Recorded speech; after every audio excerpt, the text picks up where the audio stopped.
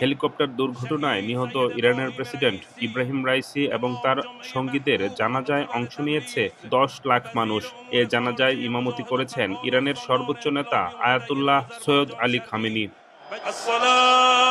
বুধবার সকালে তেহরান বিশ্ববিদ্যালয়ে ইব্রাহিম রাইসি সহ দুর্ঘটনায় নিহত ৮ জনের মরদেহের কফিন নিয়ে আসা হয়। এর আগে মঙ্গলবার তাবরিজ, কোম ও তেহরানের গ্র্যান্ড মুসাল্লা মসজিদে কয়েক হাজার মানুষের উপস্থিতিতে তাদের শ্রদ্ধা নিবেদন করা হয়।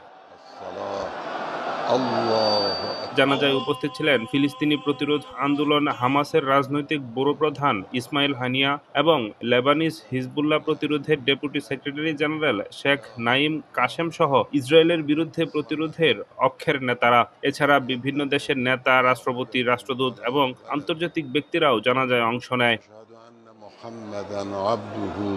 এ সময় তেহরান ইউনিভার্সিটি থেকে আজাদি স্কয়ার পর্যন্ত লাখ লাখ জনতার ঢল নামে। এর আগে প্রেসিডেন্ট রাইসি এবং তার সহযোগীদের প্রতি শ্রদ্ধা জানাতে মঙ্গলবার গভীর রাতে তেহরানের ইমাম খামেনি মুসল্লায় একটি শোক অনুষ্ঠানে জনস্রোত নেমেছিল।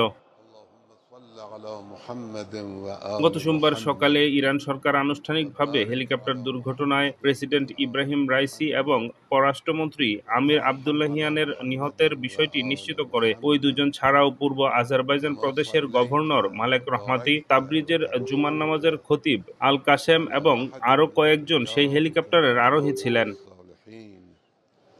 وصلى على جميع الأنبياء والمرسلين.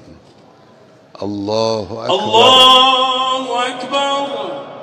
اللهم اغفر للمؤمنين والمؤمنات والمسلمين والمسلمات الأحياء منهم والأموات تابع اللهم بيننا وبينهم بالخيرات إنك مجيب الدعوات إنك قاضي الحاجات إنك على كل شيء قدير. الله أكبر. الله أكبر.